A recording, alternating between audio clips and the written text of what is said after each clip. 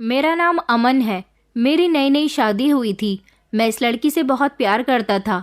मुझे इसका भोलापन बहुत पसंद आया था, मगर मैंने ये नहीं सोचा था कि शादी के बाद ये मेरे पीठ पीछे किसी और के साथ गुल खिला रही होगी, क्योंकि मेरी पत्नी रात को बड़ी अजीब अजीब हरकतें करने लगी थी।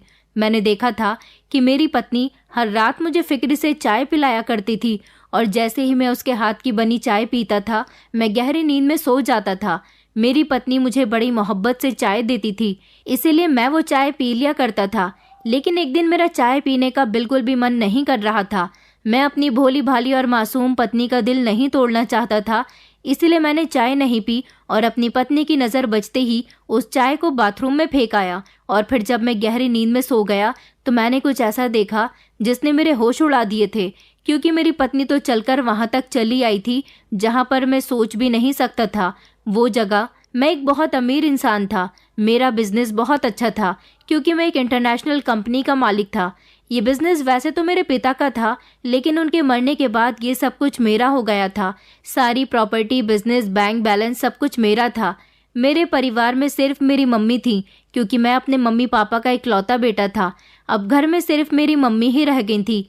मेरी मम्मी चाहती थी कि मैं शादी कर लूं, मगर मैं चाहता था कि मैं लव मैरिज करूं।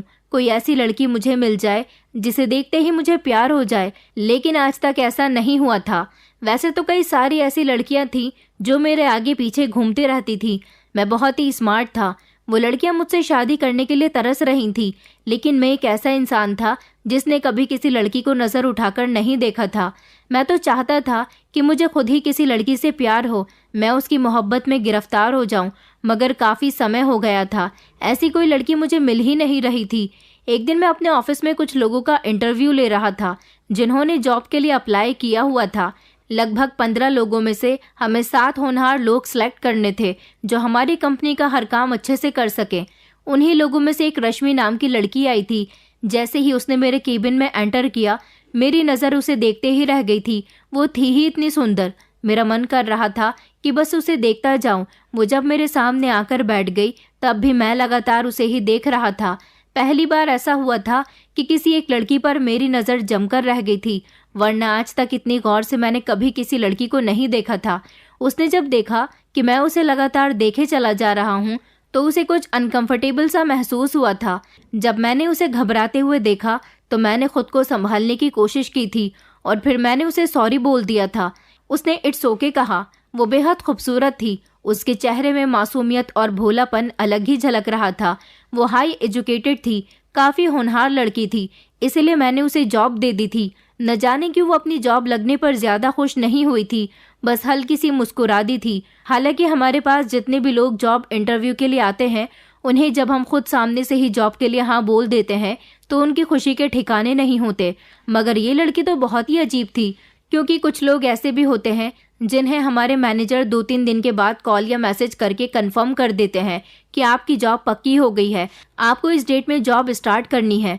इस लड़की ने तो अपने बारे में कुछ भी नहीं पूछा था और सिर्फ जॉब पक्की होने का ही सुनकर वहां से चली गई थी।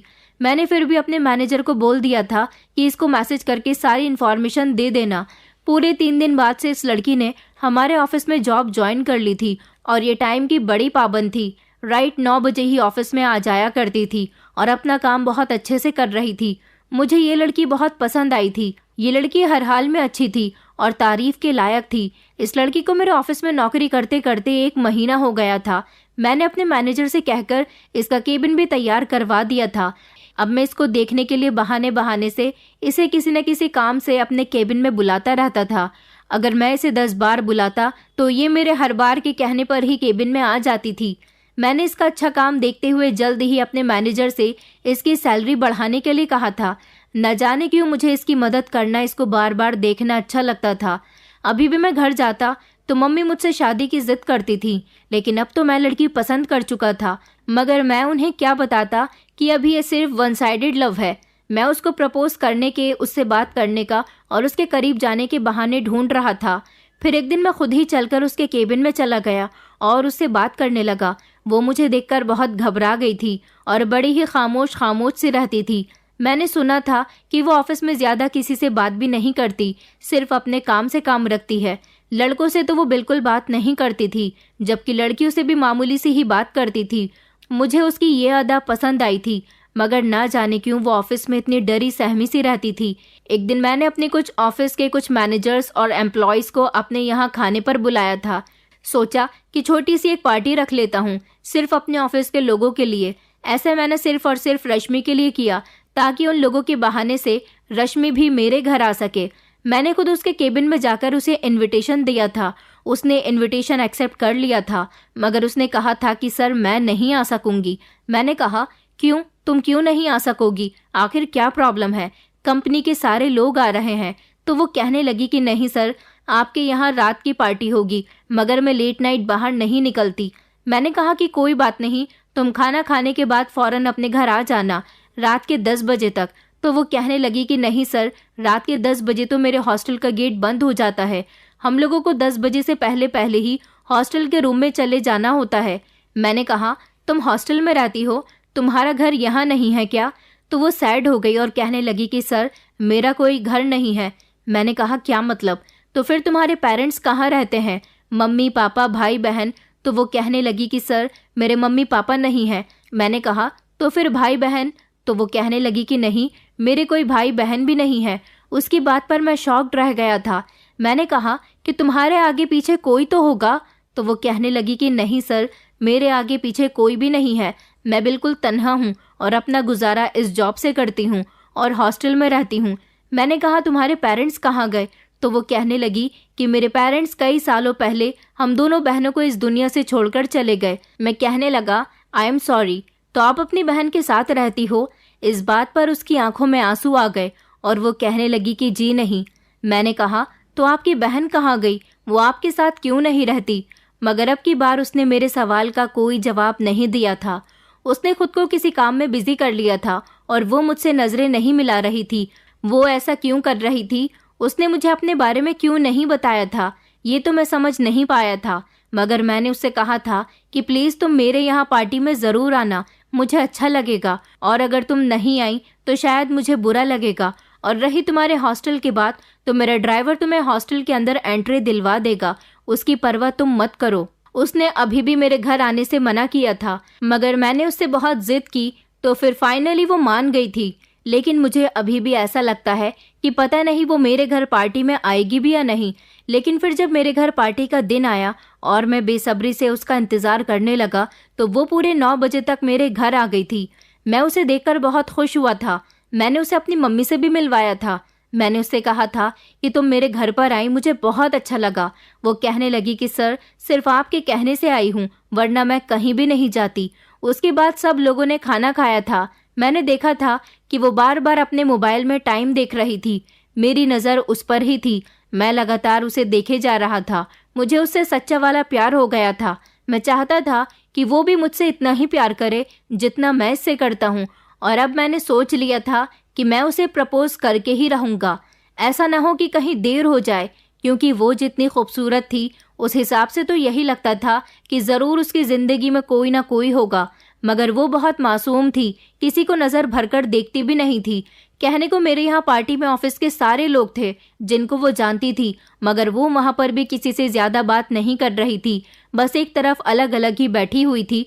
और फिर शायद उसके हॉस्टल में जाने का टाइम हो गया था, तो वो मेरे पास आई और कहने लगी कि सर अब मुझे जाना होगा। मैंने कहा कि रुको, मैं तुम्हें खुद तुम्हारे हॉस्टल तक छोड़ देता हूँ। वो कहने लगी कि नहीं सर, मैं चली जाऊँगी। मैंने वार्डन से बात कर ली थी, उनको बोल दिया था कि आपके यहाँ पार्टी है, मुझे लेट हो जाएगा। वार्डन मान तो नहीं रही थी, मगर मैंने उन्हें बड़ी मुश्किल से मनाया। मैं जिद करने लगा कि नहीं, मैं तुम्हें खुद ड्रॉप कर देता हूँ, रात काफ़ी हो गई है, तुम अकेली हो, वैसे भी शहर का माहौल बहुत ख़राब चल रहा है, लड़कियों का ऐसे रात के समय अकेला निकलना ठीक नहीं है। मेरी बात पर अचानक उसने मुझे नज़र भरकर देखा था। फिर उसने ना जाने क्या सोचा और वो मेरे साथ चलने के लिए मान गई थी। तो फिर मैं खुद ही उसे अपनी गाड़ी में बिठाकर उसको छोड़ने के लिए आ गया था। मैं चाहता तो उसे ड्राइवर के साथ भी भेज सकता था, मगर मैं उससे बात करना चाहता था। मैंने सोचा था कि इससे अच्छा मौका मेरे पास कोई और नहीं हो सकता, क्योंकि ऑफिस में काफ़ी सारे लोग होते हैं। वो मेरी गाड़ी की बैक साइड पर बैठ चुकी थी, जबकि मैं कार ड्राइव करने लगा था। मैं मिरर से उसकी तरफ देख रहा था। वो बहुत सुंदर लग रही थी। मुझे डर तो बहुत ज़्यादा लग रहा था, लेकिन फिर मैंने हिम्मत बांध कर उसे अपने दिल का हाल बता ही दिया था। मैंने उससे कहा था कि मैं तुम्हें पसंद करने लगा हूँ। तुमने जब से मुझे बताया है कि तुम अकेली हो, तुम्हारा इस दुनिया में कोई नहीं है, तभी से मैंने सोचा कि मुझे तुमसे जल्द ही शादी कर लेनी चाहिए, क्योंकि मैं तुम्हें सहारा देना चाहता हूँ। मेरी बात सुनकर वो शॉक्ड रह गई थी। उसने कहा कि सर, ऐसा पॉसिबल नहीं है। कहाँ आप और कहाँ मैं। मैंने कहा, मैं सब कुछ जानता हूँ, ये सब कुछ पॉसिबल हो सकता है अगर तुम मेरा साथ दो तो।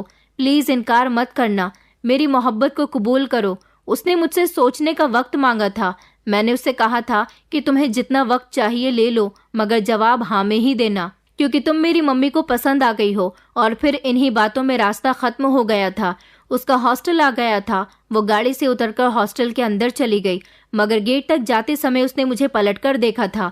मैं समझ गया था कि वो सोचकर मुझे जवाब हाँ में ही देगी, मगर ना जाने क्यों मैं बहुत नर्वस हो रहा था, क्योंकि 3-4 दिन हो गए थे वो अभी तक कोई जवाब नहीं दे रही थी। मैं चाहता था कि वो मेरे बिना पूछे ही मुझे जवाब दे दे। ऑफिस तो वो हर रोज आ रही थी, लेकिन अब वो ज्यादा मेरा सामना नहीं कर रही थी। मगर कुछ दिन गुजरने के बाद उसने मुझे हाँ में जवाब दे दिया था और कहा था कि मैं आपसे शादी करने के लिए तैयार हूँ। मैंने जब ये खबर अपनी मम्मी को बताई तो मेरी मम्मी खुशी से झूम उठी थी और फिर मेरे घर में शादी की तैयारी होने लगी थी। रश्मि के बारे में सब कुछ मैंने अपनी मम्मी को बता दिया था। मेरी मम्मी को किसी बात से कोई एतराज़ नहीं था। वो तो अपने बेटे की ही खुशी में खुश थी, जबकि उन्हें भी रश्मि बेहद पसंद आई थी। और फिर मेरी शादी रश्मि के साथ हो गई। उसके साथ शादी करके मैं बहुत खुश था। शादी की पहली रात हम दोनों की बहुत खूबसूरत गुजरी थी। मुझे लगा था कि अब धीरे धीरे वो भी मुझसे मोहब्बत करने लगेगी। शादी के बाद उसका मूड ठीक हो जाएगा, वो खुश रहने लगेगी, मगर ऐसा कुछ भी नहीं हुआ था। कभी कभी तो उसकी आंखों में आंसू आ जाते थे। ऐसा क्यों था ये बात मैं नहीं जानता था। हाँ, मगर शादी के 2 दिन बाद जब रात के समय वो सो रही थी, तब अचानक वो घबराकर उठ पड़ी थी और जोर जोर से रोने लगी थी। मैंने उसे गले से लगा लिया और तसल्ली दिलाई और उससे पूछा कि क्या हुआ था। शायद उसने कोई बुरा सपना देख लिया था, मगर उसने इस बारे में मुझे कुछ भी नहीं बताया। मेरी मम्मी तो ज्यादातर अपने कमरे में ही रहती थी। मैंने देखा था कि रश्मि भी ज्यादातर कमरे में ही रहती थी। अभी हम दोनों की शादी को 1 हफ्ता ही गुजरा था कि रश्मि मेरे और अपने लिए चाय बनाकर ले आई। उसने जब मुझे इतनी मोहब्बत से चाय दी तो मैं बहुत खुश हो गया था। मुझे लगा कि अब धीरे धीरे उसे मेरी फिक्र होने लगी है, वरना वो ना तो मुझसे ज्यादा बात करती थी और ना ही उसे मेरी कोई फिक्र थी, मगर मैं उसकी बहुत फिक्र करता था, उससे बात करने की कोशिश करता था। अब वो मेरे इस घर की मालकिन बन गई थी, इसीलिए उसे अब नौकरी करने की भी ज़रूरत नहीं थी। उसके हाथ की बनी हुई चाय मैं पी लिया करता था, लेकिन फिर मैं गहरी नींद में सो जाता था और सुबह को मेरी आंख देर से खुलती थी। शादी से पहले तो मेरे साथ ऐसा कभी नहीं हुआ था, क्योंकि मैं लेट नाइट सोता था। कुछ काम ऑफिस के मुझे अपने घर में भी करने होते थे, लेकिन जब से मेरी शादी हुई थी मैं रश्मि के हाथ की बनी हुई चाय पीकर सो जाया करता था। उसके हाथ की चाय इतनी टेस्टी होती थी कि मैं रोज पीता था।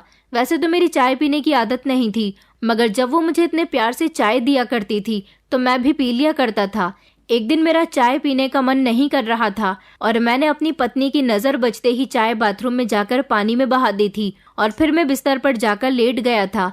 मुझे नींद आ गई थी, लेकिन मेरी आंख आधी रात के समय जब खुली तो मैंने देखा कि बिस्तर पर मेरी पत्नी मौजूद नहीं है। ये देखकर मेरे होश उड़ गए थे कि वो कहाँ चली गई। मैंने जल्दी से उसे कमरे में इधर उधर तलाश किया, मगर वो मुझे कहीं भी नजर नहीं आ रही थी। फिर मैं कमरे से बाहर निकला। मैंने अपने इस बड़े से घर को छान मारा था, मगर मेरी पत्नी कहीं पर भी नहीं थी। थोड़ी देर गुजरी थी कि मैंने घर के दरवाजे से अपनी पत्नी को अंदर आते हुए देखा था। उसको देखकर मैं फौरन बिस्तर पर जाकर लेट गया था, ऐसे जैसे कि मैं सो रहा हूँ। मेरी पत्नी आई और बिस्तर पर लेटकर खुद भी सो गई थी, मगर मैं इस सोच में था कि आखिर इतनी रात को उसे घर से बाहर क्या काम पड़ गया था। उसका तो कोई अपना था भी नहीं, तो फिर वो घर से बाहर क्या करने के लिए गई थी, वो भी इस समय। और शादी से लेकर अब तक मैं इतनी गहरी नींद में सोता हूँ कि मुझे होश ही नहीं रहता। आज मैंने चाय नहीं पी तो मेरी रात बीच में आँख खुल गई थी। इसका मतलब ये है कि ज़रूर चाय पीने से ही मुझे नींद आती है। ये बात कंफर्म करने के लिए अगले दिन फिर से जब मेरी पत्नी कमरे में चाय लेकर आई तो मैंने वो चाय ले ली थी, मगर पी नहीं थी। और फिर मैं फिर से सोने के लिए बिस्तर पर लेट गया था। मैं देखना चाहता था कि आज भी मेरी पत्नी घर से बाहर जाती है या नहीं, और फिर वैसा ही हुआ था। मेरी पत्नी धीरे धीरे उठी और मेरी सोच के मुताबिक वो रात के इस समय घर से बाहर चली गई थी। मैंने देखा था कि वो गाड़ी की चाबी खुद ही घर के अंदर से लेकर आई थी और खुद कार निकालकर ड्राइव करने लगी। वो कार लेकर घर से निकल गई थी। मैंने भी जल्दी से दूसरी कार निकाली और मैं भी उसका पीछा करने लगा था। गाड़ी चलाते चलाते मेरे दिमाग में ना जाने कितने सवाल आ रहे थे। मैं सोच रहा था कि कहीं ऐसा तो नहीं कि मेरी पत्नी का किसी के साथ अफेयर चल रहा हो। वो जितनी भोली भाली मासूम दिखती हो, वो अंदर से बिल्कुल भी ऐसी ना हो, वो मुझे धोखा दे रही हो। मगर अब मैं उसका पीछा कर रहा था। सब कुछ मुझे पता चल जाने वाला था। ये देखकर तो मेरे होश उड़ गए थे कि मेरी पत्नी ने अपनी गाड़ी एक शमशान घाट के आगे रोक दी थी और वो खुद गाड़ी से उतरकर शमशान घाट के अंदर चली गई। मैंने भी वहां से बहुत दूरी पर खामोशी से अपनी गाड़ी रोक दी और मैं भी धीमे धीमे कदमों से शमशान घाट के अंदर चला गया था। यह हमारे शहर का बहुत पुराना शमशान घाट था। यहाँ पर एक पुराना पेड़ था। मेरी पत्नी पेड़ के पास जाकर बैठ गई थी और मैंने देखा था कि मेरी पत्नी रो रो कर बातें कर रही थी। मगर वो किससे बातें कर रही थी? वहां पर तो कोई भी नहीं था। ये सब मैं दूर से खड़ा हुआ देख रहा था। मुझे अपनी आंखों पर विश्वास नहीं हो रहा था कि आधी रात के समय शमशान घाट में आने पर उसे डर नहीं लग रहा। और फिर ये कैसी अजीब अजीब हरकतें कर रही थी। वो बहुत जोर जोर से रो रही थी। फिर मैं उसके करीब गया क्योंकि मैं उसको ऐसी हालत में नहीं देख सकता था। मैंने जैसे ही उसके कंधे पर हाथ रखा तो उसने चौंक कर मुझे देखा था। मैंने उससे कहा कि तुम यहाँ पर क्या कर रही हो रश्मि? तो वो मुझे देखकर घबरा गई थी और कहने लगी कि आप यहाँ? मैंने कहा हाँ, आखिर तुम यहाँ पर क्यों आई हो? क्या तुम हर रोज यहाँ आती हो? बताओ मुझे, मैं सब कुछ जानना चाहता हूँ। अब तुम्हें मुझसे कुछ भी छुपाने की जरूरत नहीं है। मेरे सवाल पर वो मेरे गले लगकर फूट फूट कर रोई थी। वो कहने लगी कि आपको पेड़ दिखाई दे रहा है, यहाँ इसके ठीक पास में ही मेरी बहन की अस्थियां दबी हुई हैं। दरअसल मेरी बहन की मौत हो चुकी है। मैंने उसका अंतिम संस्कार होने के बाद उसकी अस्थियों को गंगा में नहीं बहाया, बल्कि अस्थियों के मटके को इस पेड़ के पास गड्ढा करके उन्हें दबा दिया था। मैं अपनी बहन की अस्थियों को उस दिन बहाऊंगी जिस दिन मेरी बहन को इंसाफ मिलेगा। मैंने कहा तुम ये क्या कह रही हो? वो अभी भी फूट फूट कर रोने लगी। उसने मुझे पूरी बात नहीं बताई थी। मैंने उससे घर चलने के लिए कहा क्योंकि यहाँ शमशान घाट में रुकना हमारे लिए ठीक नहीं था। हमें यहाँ कोई देख लेता तो दिक्कत हो जाती। इसीलिए मैं अपनी पत्नी को लेकर घर आ गया था। मैंने उसे तसल्ली दिलाई और उससे सारी बात सुकून से पूछी तो उसने मुझे कुछ इस तरह बताया था। मेरी पत्नी ने रोते हुए बताया कि मेरे माता पिता, हम दोनों बहनें जब छोटी थीं उसी समय हमें छोड़कर चले गए थे। मेरी एक बहन थी, उसका नाम मधु था। वो मुझसे 4 साल छोटी थी। हम दोनों बहनें एक दूसरे से बेहद मोहब्बत करते थे। हम दोनों ही जॉब करते थे। मम्मी पापा के मरने के बाद हम लोग अपने चाचा चाची के साथ रहते थे। चाचा चाची हमें बहुत तंग करते थे। हम दोनों बहनें जब पढ़ लिख कर किसी काबिल हो गए तो उनके घर से निकल आए। हमारे मम्मी पापा का घर भी उन्होंने अपने नाम करवा लिया था और हम अपने घर को हासिल करने में कुछ नहीं कर सके थे। फिर हम दोनों बहनें नौकरी करने लगे और हमने रेंट पर घर ले लिया था। मेरी बहन एक टीचर थी, इसलिए वो जल्दी ही फ्री हो जाती थी। ट्यूशन के बच्चे भी उसके पास घर में ही आ जाते थे। वो मुझसे भी ज्यादा सुंदर थी। हम जिस घर में रहते थे उसके ऊपर वाले पोर्शन में मकान मालिक की फैमिली रहती थी। वो दोनों हस्बैंड वाइफ और उनका इकलौता और जवान बेटा लकी था। ये घर हमें कम रेंट पर मिल गया था, इसलिए हम लोग यहाँ पर रहने लगे थे। मगर हम दोनों बहनें ही जॉब किया करते थे, इसलिए उस मोहल्ले के लोगों को हम ज्यादा पसंद नहीं थे। मेरी बहन काफ़ी पढ़ी लिखी थी। उसके पास कुछ जवान लड़के भी ट्यूशन लेने के लिए आते थे जो उसके स्टूडेंट्स थे। मगर मोहल्ले के लोगों को लगता था कि हमारे यहाँ लड़कों का आना जाना लगा रहता है, जबकि जवान लड़कियां भी ट्यूशन लेने के लिए आती थीं। आसपास के सब लोग यही कहते थे कि दोनों लड़कियां नौकरी करने वाली हैं, बेहद चालाक लड़कियां हैं, इनके आगे पीछे कोई भी नहीं है। न जाने ये लड़कियां क्या करती रहती हैं। लोगों को इतना बोलने की हिम्मत इसलिए मिली थी क्योंकि हमारे सर पर किसी बड़े का साया नहीं था, न हमारे साथ कोई मर्द था जो हमारी हिफाजत कर सकता। जवान बेसहारा लड़कियों पर वैसे भी लोग कीचड़ उछालने से बाज नहीं आते। एक रात मेरे ऑफिस में बहुत काम था। मुझे घर जाते समय बहुत लेट हो गया था। मैं लगभग रात के 2 बजे के टाइम पर ऑफिस से निकलने ही वाली थी जब मेरे मोबाइल पर अचानक मधु की कॉल आ गई। मैंने कॉल रिसीव की तो मधु कहने लगी कि दीदी आप कहाँ रह गई हो? कब से आपका नंबर ट्राई कर रही हूँ, लग ही नहीं रहा। आखिर आप कब घर आओगी? देखो ना कितना लेट हो गया है। मैंने उससे कहा कि तुम परेशान नहीं हो, बस मैं यहाँ से निकल ही रही हूँ, रास्ते में आधा घंटा लगेगा, बस मैं पहुँचने वाली हूँ। इतनी ही देर में मुझे फ़ोन के उस पार से दरवाजे की बेल की आवाज़ आई। मैंने मधु से कहा, मधु इस समय घर पर कौन आया है? मधु कहने लगी कि पता नहीं दीदी, मैं अभी देखती हूँ। इतने में ही मधु ने शायद दरवाज़ा खोला होगा, तभी किसी ने उसे धक्का दिया। उसके हाथ से मोबाइल गिर गया था। वो ज़ोर ज़ोर से चिल्ला रही थी कि ये तुम क्या कर रहे हो लकी, क्यों आए हो यहाँ पर, जाओ यहाँ से, ये तुम क्या बदतमीज़ी कर रहे हो मेरे साथ। मगर वो इंसान मेरी बहन से कहने लगा कि आज मैं तुझे नहीं छोड़ूंगा, काफ़ी दिनों से मेरी तुझ पर नज़र है। लकी तो हमारे मकान मालिक का बेटा था, आखिर वो इस समय हमारे घर पर क्यों आया था और मेरी बहन क्यों चिल्ला रही थी? मैं बार बार हेलो हेलो कर रही थी, चिल्ला चिल्ला कर मधु को आवाज़ लगा रही थी। शायद मोबाइल उसके हाथ से छूटकर ज़मीन पर गिर गया था और फिर थोड़ी देर गुजरी थी कि कॉल कट गई। मैंने घर जाते समय रास्ते में कई बार अपनी बहन को कॉल लगाई, मगर कोई रिस्पॉन्स नहीं था। लगातार उसका नंबर बंद जा रहा था। मैं बहुत घबरा गई कि ना जाने मेरी बहन के साथ क्या कर रहा होगा जो मेरी बहन चिल्ला रही थी। उसने मेरी बहन पर हमला कर दिया था। इस समय मुझे रास्ता बहुत लंबा पड़ रहा था, क्योंकि मुझे रात को इतनी देर से टैक्सी भी बड़ी मुश्किल से मिली थी और रास्ता भी बहुत दूर था। मुझे घर पहुंचते पहुंचते आधा घंटा लग गया था। मगर जैसे ही मैं घर पहुंची तो देखा कि घर के आसपास बहुत भीड़ लग रही थी। मैं सबको चीरते हुए जब घर के अंदर गई तो मेरे पैरों तले से ज़मीन निकल गई थी। घर का सारा सामान बिखरा पड़ा था। मेरी बहन ज़मीन पर बेसुध पड़ी थी। मैं अपनी बहन को देखकर ज़ोर से चिल्लाई थी और फूट फूट कर रोने लगी थी। कोई भी मेरी बहन के करीब नहीं आ रहा था। मेरी बहन की सांसें चल रही थी। मैंने सबसे कहा था कि प्लीज़ मेरी मदद करो, मेरी बहन को अस्पताल लेकर चलो, मगर किसी ने मेरी मदद नहीं की थी। लोग कह रहे थे कि तुम्हारी बहन ने आत्महत्या की है, उसने जहर खाया है, ये तो पुलिस केस बन जाएगा और हम इस मामले में नहीं पड़ना चाहते।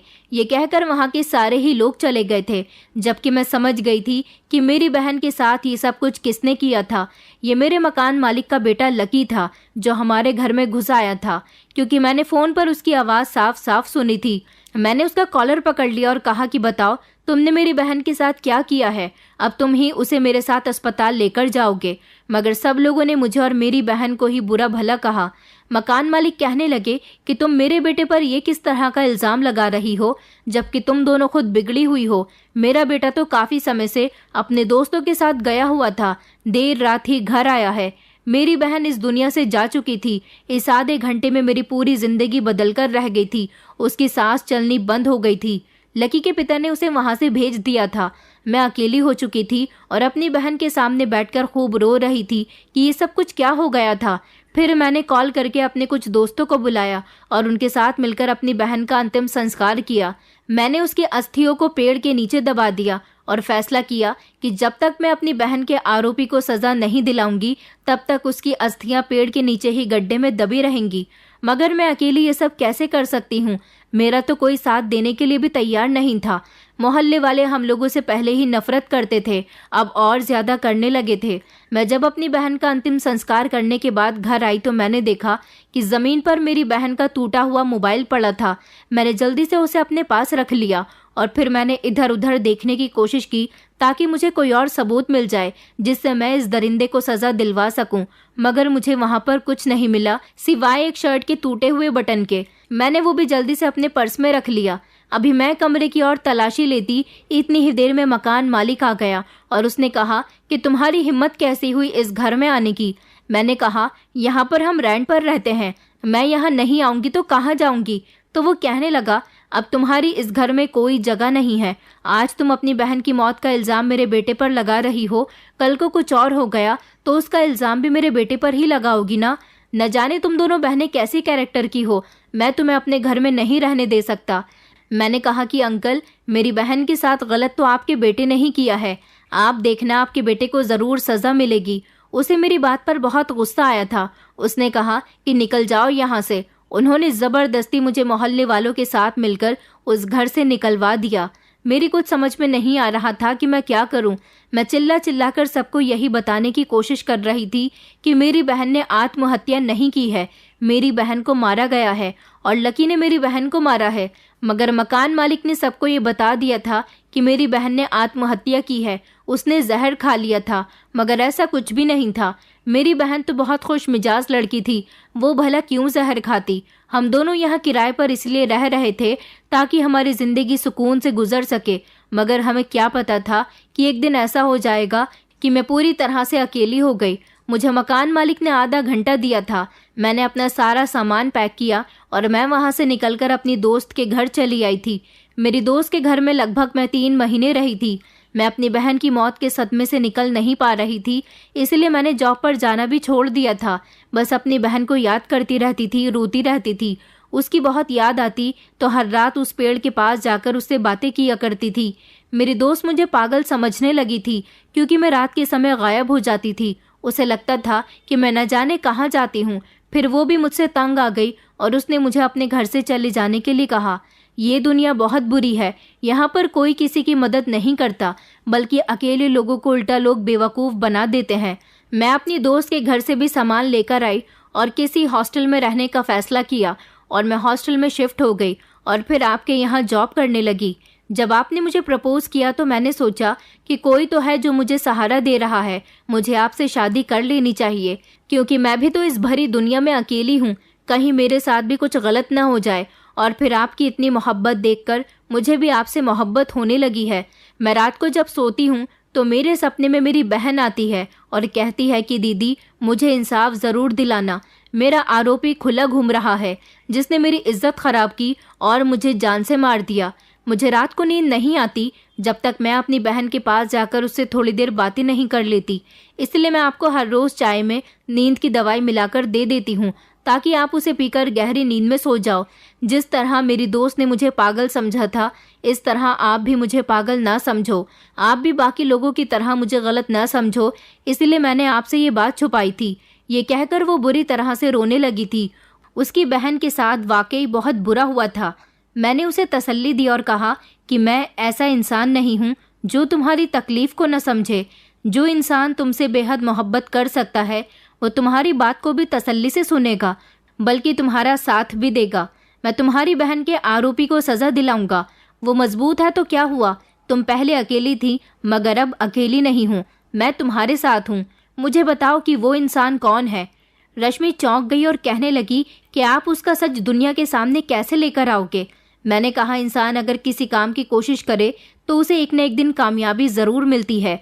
तुम भी अगर अपनी बहन को इंसाफ दिलाने में कोशिश करती तो शायद आज कामयाब होती। वो कहने लगी, मैं कहाँ से कोशिश करती। उस रात मैंने कहा था कि मैं पुलिस के पास जा रही हूँ, मगर मकान मालिक कहने लगा अगर तुमने पुलिस को कुछ भी बताया तो पुलिस हमारे घर पर सील लगा देगी और हम नहीं चाहते कि हमारी और हमारे घर की बदनामी हो।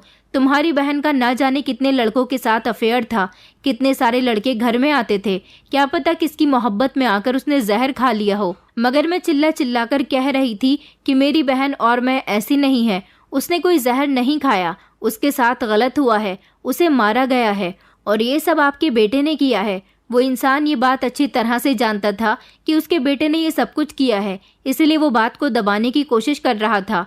उसने अपने बेटे की गलती छुपाकर उल्टा हम दोनों बहनों पर ही इल्ज़ाम लगा दिया। ऊपर से मोहल्ले वाले भी उसका साथ दे रहे थे। भला मैं अकेली क्या कर सकती थी। मैंने अपनी बहन का अंतिम संस्कार ही बड़ी मुश्किल से किया था। मुझे अफसोस होता है कि अगर मेरे पेरेंट्स जिंदा होते तो शायद लोग हमारा इस तरह से फ़ायदा ना उठाते।